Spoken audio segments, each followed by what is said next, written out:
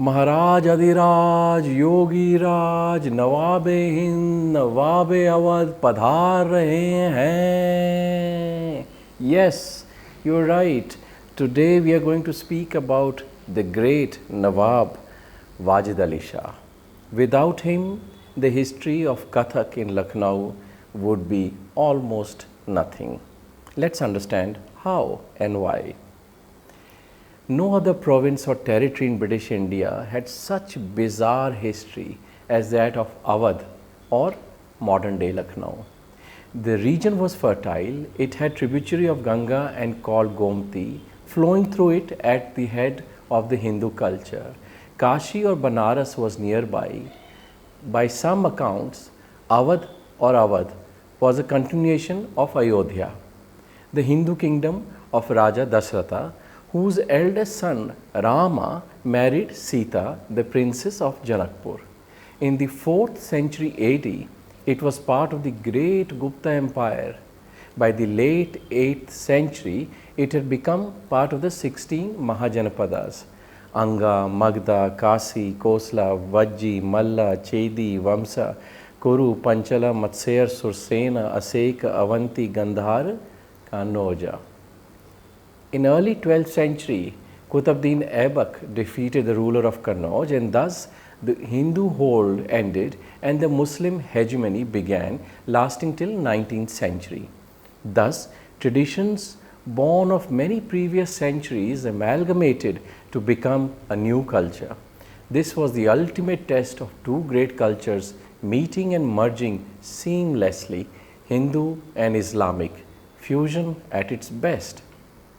In the mid-16th century, after succession of many small and big Muslim dynasties, the Mughal took over under Humayun, and his illustrious son Akbar made Awadh a province or Suba as part of the Subedari system. The Mughals were great warriors but also developed a practical and first-rate administration system. Akbar introduced Mansabdari system, under which a Mansab or district was given out for administration purposes to a Mansabdar. Thus, Subas or provinces came under the Subedars and Mansabs, districts, came under Mansabdar. This was actually the foundation of modern civil services. The IAS and allied till today work in district the same way. 500 years ago, much before British even came to India, the genius of Indian culture infused with the Mughals had created the best administrative service in the world. America then, 500 years ago, was still living in primitive culture in the 16th century, unaware of and unexposed to any developed civilization. Europe was living in medieval ages, living in almost cave-like quasi-human habitat and in poverty-ridden backward conditions. India, 500 years ago, already had 1,000 years of history and heritage behind. By then, the Vedic age, the golden age of the Guptas, Cholas in south, Cheras, Pallavas in south, and the empires by the 16th century had created many lasting monuments like Ajanta, Ellora, Qutub Minar, Taj Mahal, and Red Fort. It also had established and created an administration process for the whole country almost the size of Europe. It was in this period that the official name of Ayodhya became Awadh, and today Awadh is Lucknow. Awadh was that time divided into 5 Havelis, sort of units or districts, and these were Faizabad, Gorakhpur, Gonda, Bhadech near Nepal border, Khairabad, and Lucknow. Today, Lucknow is the capital of Uttar Pradesh and not a shining example of any exceptional merit, but Lucknow was the most important citadel of culture in central India. It boasted of fine architecture splendors, art, music, poetry, literature, and dance. But for this rich central kingdom, there would be no Kathak, as it saved, nurtured, propagated and promoted the art form. It is in courts of Nawabs of Lucknow that the fine art of Thumri singing came about. It was thanks to the climate and culture of Muslim etiquette that a wandering minstrel lore of Katha form got stylized with courtly class and attributes. Lucknow is to North India in culture and dance terms what Tanjore was to Bharatanatyam in South. The British, forever seeking to extend their area of influence, subsequently assisted the rulers of Awadh to hang on to territory in dispute with formal rulers, created in no small measure by the clever and typical British policy of divide and rule, and indeed entered into alliance with the Nawabs, at whose court they placed a resident or agent of the Governor General, whose sole task was to slowly fester problems that would give the British cause to annex the kingdom. The real change in relationship began in 1819 with an act that reflects little credit on the Honorable East India Company or, for that matter, on anyone else. It was in that year that Ghazuddin Haidar, the then Nawab Wazir, desired the title dignity of kingship. He thus gave the British huge free fortune and licenses in addition to gold and diamonds and gemstones, and thus bought a title from them. The British needed this money to fight the Marathas. Thus, Nawab Ghazuddin Haidar became the king of Awadh and crowned so in 1818. It was merely a title, not the substance of monarchy, that he had bought or the British had conferred on him. His terms of engagement with the British remained the same. Thus, while for his subjects he remained a king, to the British he remained their vassal, at best on par with their authority, the resident. The beauty of this whole arrangement was that the British were granting the Nawab the possession and control of his own territories. This made the British realize how stupid local rulers were, and they started a political conquest of India. All this while, it was through the East India Company that the British had economic control of India. With Battle of Plassey and then subjugation of Bengal, then Awadh, the political ambitions of the colonial traders shifted from being purely economic to political. It is stated that to show the Nawab turned king down, the British resident would walk only as many steps to meet the king as the king did, whereas normally a king would merely have to stand as a subject, walked or did courtesy to him.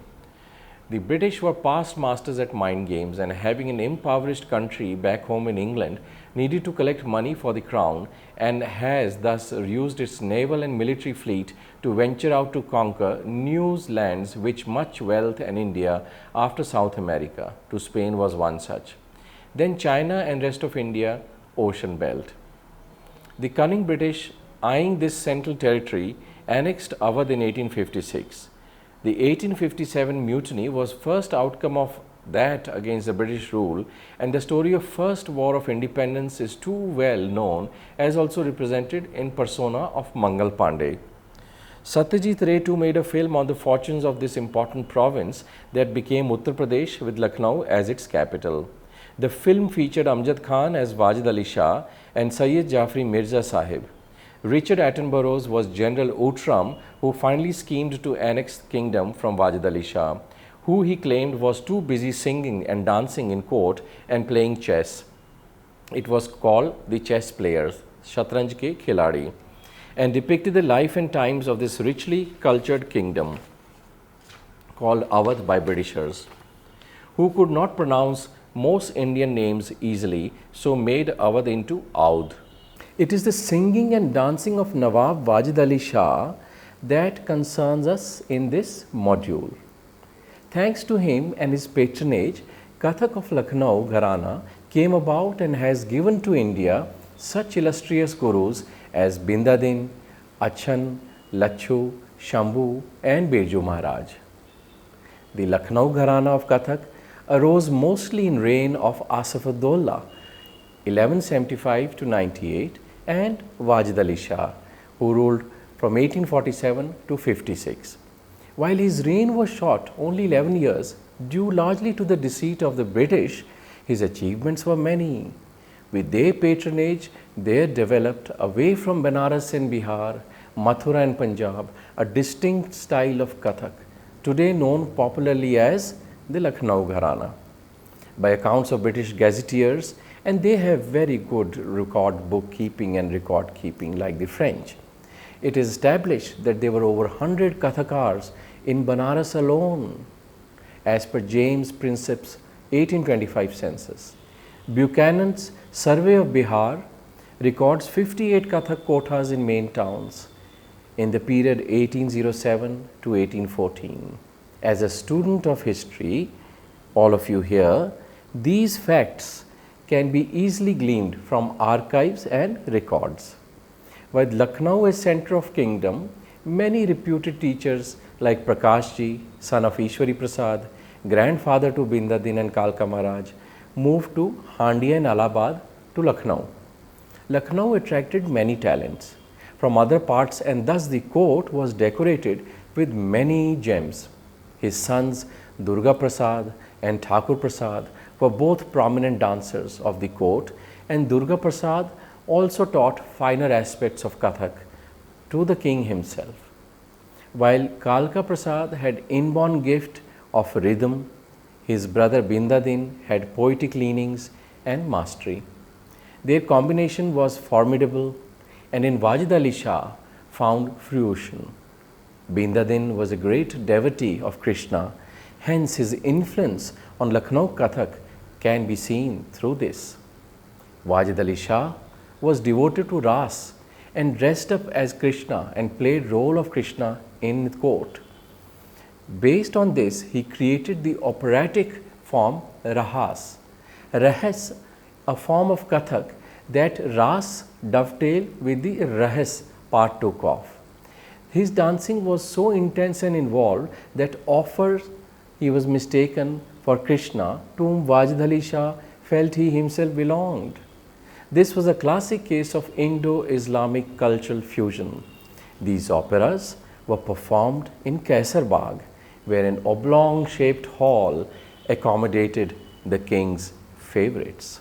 He was also a literary giant, having written scores of compositions and two lasting books, Najjo and Banni, both pertaining to Kathak technique and poetry. Several sketches details each stance the position of Kathak body, and in doing these treatises, the king also saved and shared with posterity the early evolutionary stages of Lucknow branch of Kathak. He also authored Sawt-ul-Mubarak. These books showed how the form evolved in courts and how teachers of repute came from far and helped the king document a style which was a synthesis of Hindu and Muslim cultures. These books were printed at his own press with his own seal. In Calcutta, where he lived in Matia Burj, after the British cunningly took away his throne and kingdom and deported him with an annual pension of mere 12 lakhs. These books were lithograph editions, and each copy carries the personal seal of the king. Mohan Khokar Dance Collection has a copy for posterity. In Banni, names of important dancers of the period are mentioned, like Peer Khan, a musician who taught the dancers, like Kayam Khan, a dancer trained personally by the Nawab himself, Kalandar Baksh, who trained royal ladies of the court, and Hyder Ali, Muhammad Hussain, and Ghulam Abbas were all dancers who took part in Rahas and individual items.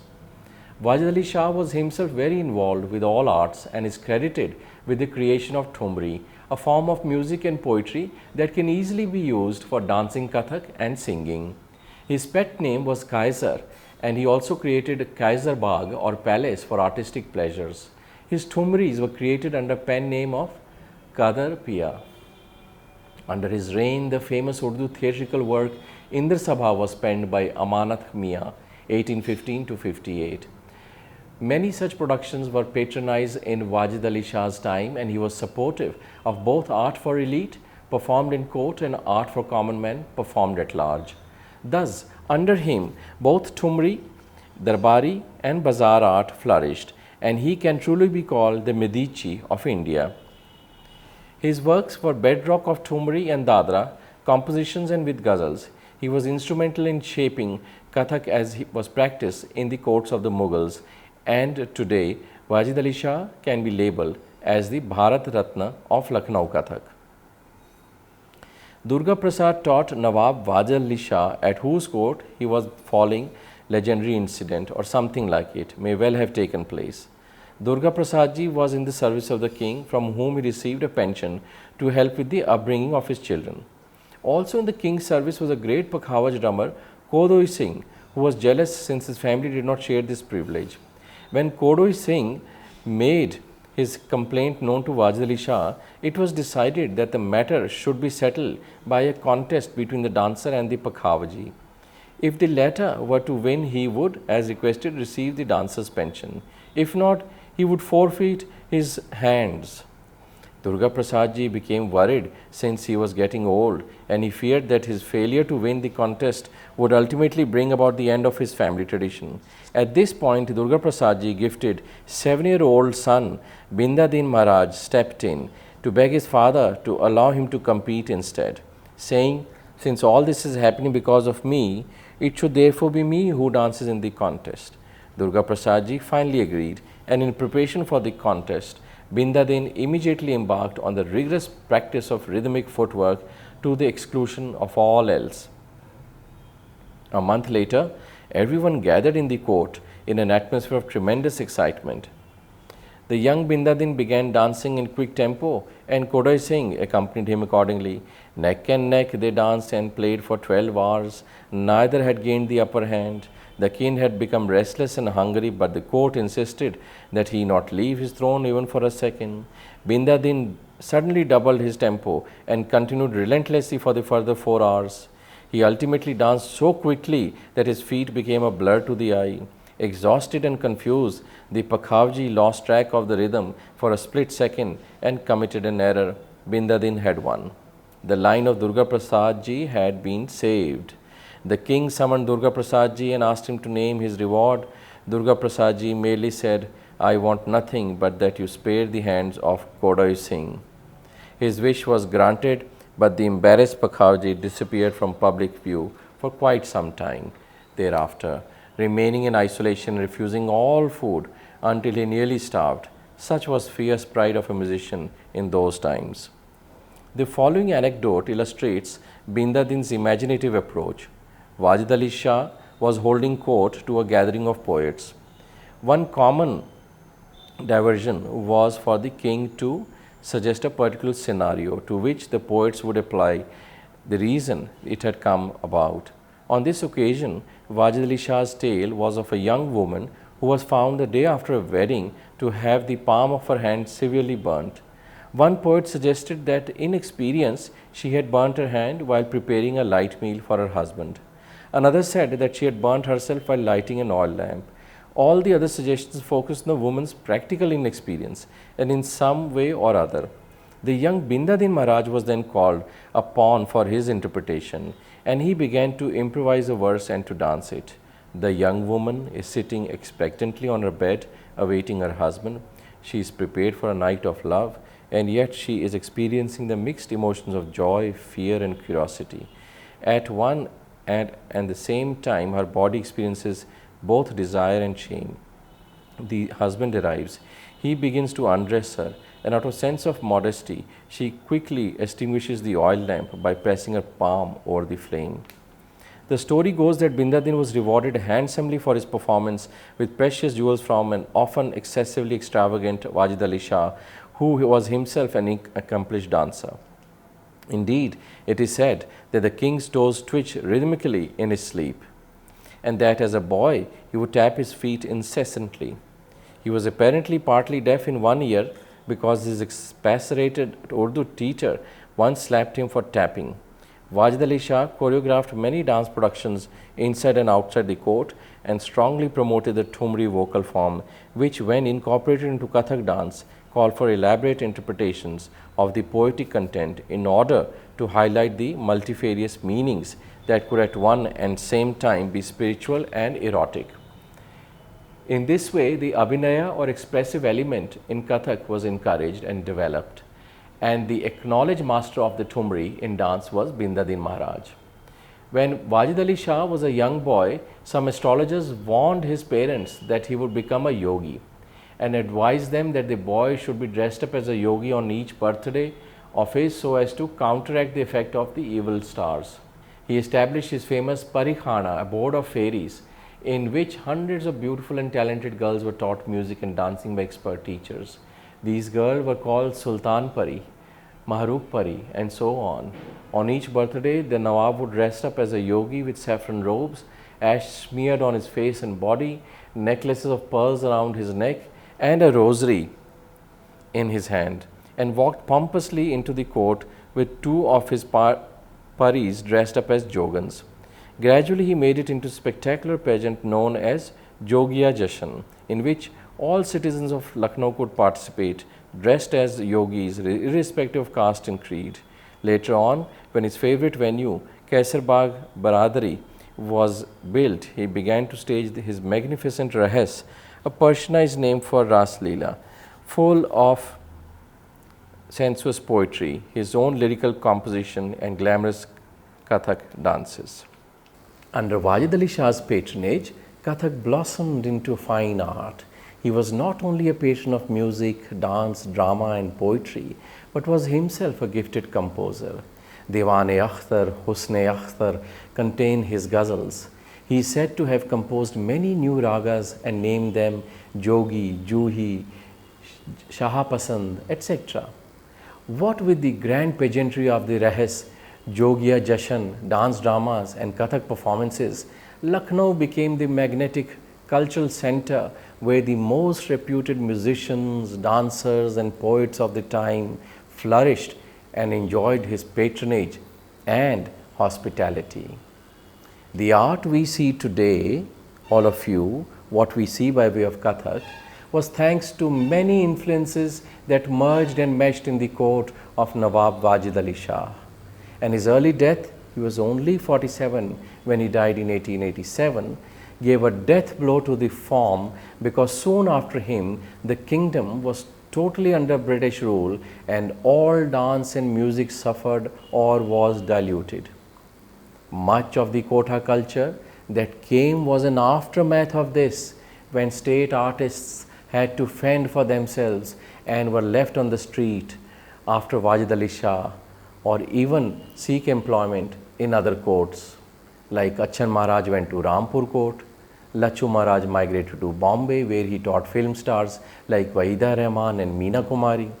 Shambhu Maharaj alone remained in Lucknow until called to Delhi to join the Bharati Kala Kendra.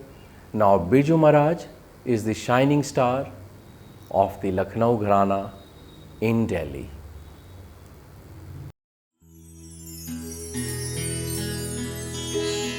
Thank you.